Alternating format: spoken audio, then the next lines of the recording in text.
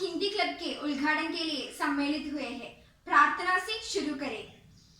तुम ही हो माता पिता, तुम ही हो बंधु सगा, तुम ही हो माता पिता, तुम ही हो बंधु सगा, तुम ही हो साथी, तुम ही सहारे, कोई ना अपना सिवा तुम्हारे, तुम ही हो साथी, तुम ही सहारे, कोई ना अपना सिवा तुम्हारे, तुम ही हो नैया, तुम ही गिवैया, तुम ही हो बंधु सगा, तुम ही हो माता पिता, तुम ही हो बंधु सगा, तुम ही हो। अब मैं स्वागत भाषण के लिए हमारी सहेली डिल्ला को आमंत्रित करती हूँ। सबको मेरा प्रणाम। मैं डिल्ला डिटो एम। स्वागत भाषण करना मेरा कर्तव्य है। सबसे पहले हमारी आदरणीय प्रधान अध्यापिका सिस्टर फ्लावर को स्वागत करती हूँ। अगला हमारा उद्घाटक श्री मोहम्मद राफी सर है। वे एर्नाकुलम डाइट में लेक्चरर का काम करता है। सर, हमारा हार्दिक स्वागत। अंत में हमारे गुरुजनों को और मेरे प्यारे दोस्तों को भी स्वागत करके मैं समाप्त करती हूँ। धन्यवाद। अगला हमारा उद्घाटक श्री मोहम्मद राफी सर है।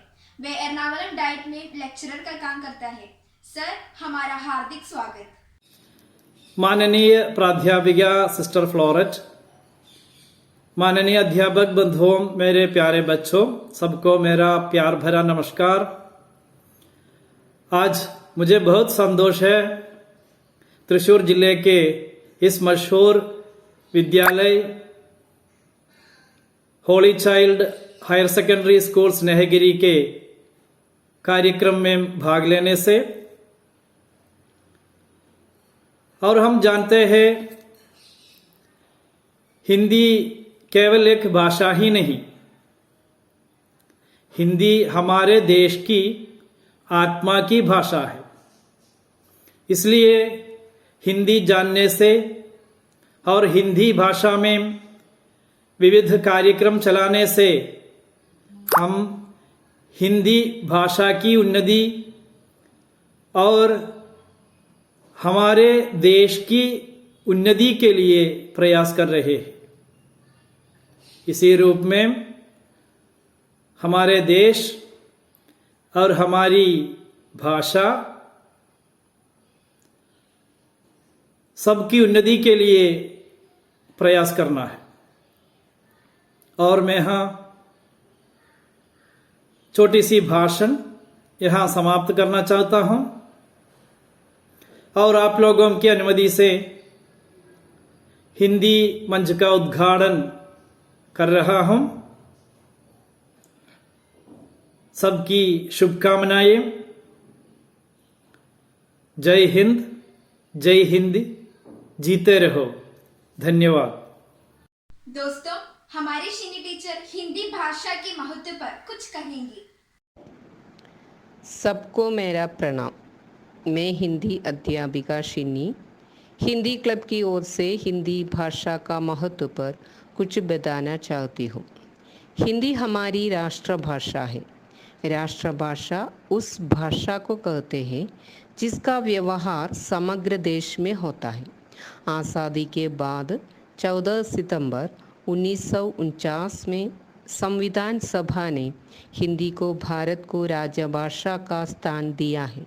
इस तरह हिंदी राष्ट्रभाषा भी है और राजभाषा भी है। इसलिए हर वर्ष सितंबर 14 को हम हिंदी दिवस के रूप में मनाया जाता है। तो बच्चों, हम सब हिंदी भाषा का प्रचार प्रसार करना ही चाहिए। अब सुनिए हिंदी का महत्व पर एक कविता।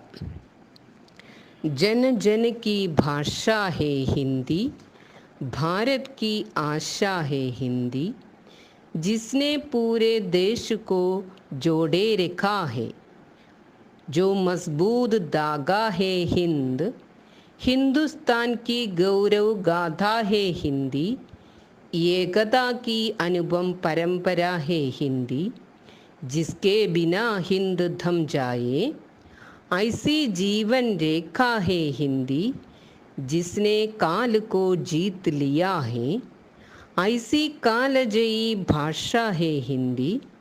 सरल शब्दों में कहा जाए तो जीवन की परिभाषा है हिंदी। धन्यवाद। मेलविन की ओर से कुछ मुहावरे।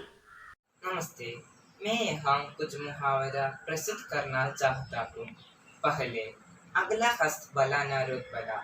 इस वाक्यांश का अर्थ है सुख दुख में साथी की आवश्यकता पड़ती है। व्यक्ति न अकेला रह सकता है और व्यक्ति न अकेला हंस सकता है। दूसरे, अकल बड़ी या बयस। इसका अर्थ है शारीरिक शक्ति का महत्व कम होता है और बुद्धि का महत्व है अधिक।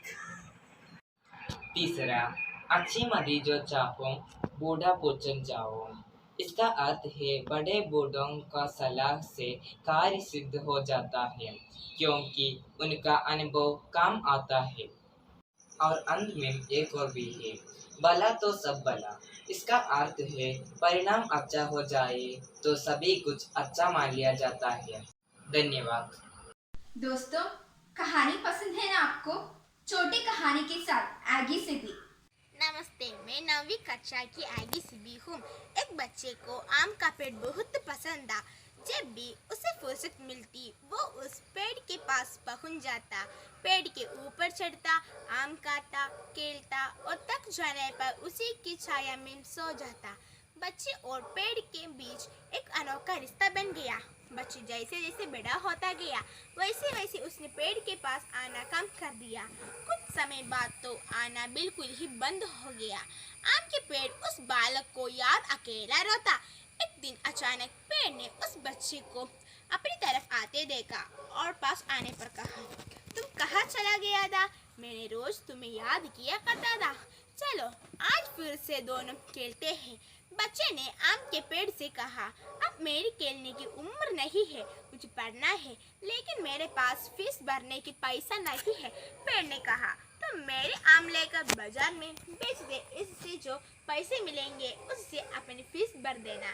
बच्चे ने पेड़ से सारे तोड़ लिए और उन सब आमों को लेकर वहां से चले गए।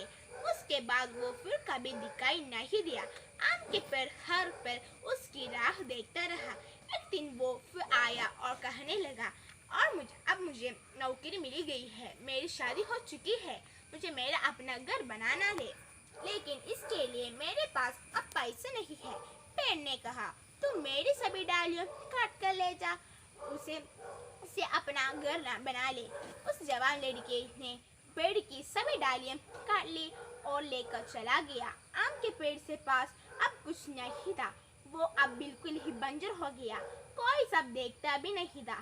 पेड़ ने अब उम्मीद छोड़ दी कि वो लड़का उसके पास फिर आएगा। एक दिन अचानक वो एक बूढ़ा आदमी आया। उसने पास शादी आपने मुझे पहचाना नहीं, मैं वही बालक हूँ जो बार बार आपके पास आता था और आप हमेशा एक टुकड़े काटकर मेरी मदद करते थे। पेड़ ने बड़े दुख से कहा, पर बेटा मेरे पास अब ऐसा कुछ भी नहीं जो मैं तुम्हें देख सकूं। वृद्ध ने आंखों में आंसू लिए कहा, आज मैं आपसे कुछ लेने नहीं आया हूँ, बल्कि मुझे साथ जी भर के खेलने हैं। आपके गोद में सिर रखकर सो जाना है। इतना कहकर आम के पेड़ से लिपट गई। आम के पेड़ की सूखी हुई डाली पर से अंकुरित हो उठी। दोस्तों, वो आम का पेड़ और कोई नहीं बल्कि हमारा माता पिता है। हम जब छोटे थे तो हम उनके साथ खेलना अच्छा लगता था, लेकिन जैसे जैसे बड़ा होता गया हो गए पास भी तब आए जब कोई जरूरत पड़ी था, कोई समस्या आना खड़ी हुई। आज कई माँ बाप उस बंजर पेड़ की तरह अपने बच्चों की राह देखते रहे हैं, जाकर उसने लिपट गए, उनके गले लग जाए, फिर देखना वृद्धावस्था में उनका जीवन फिर से अंकुरित हो उठेगा। धन्यवाद। कविता लाबन के साथ अन्ना मिरिया। आसमान में चमके तारे लगते कितने प्यारे प्यारे, छोटे छोटे नन्हे नन्हे झिलमिल झिलमिल करते तारे। रात अंधेरी जब होती है राह दिखाते हैं ये तारे, आते हैं जब काले बादल छिप जाते हैं तब ये तारे। Thank you. दोस्तों, हिंदी भाषा का प्रचार प्रसार करना हमारा कर्तव्य है, इसलिए हम सब हिंदी क्लब के सभी कार्यक्रमों में भाग लेना ही चाहिए। सबको धन्यवाद।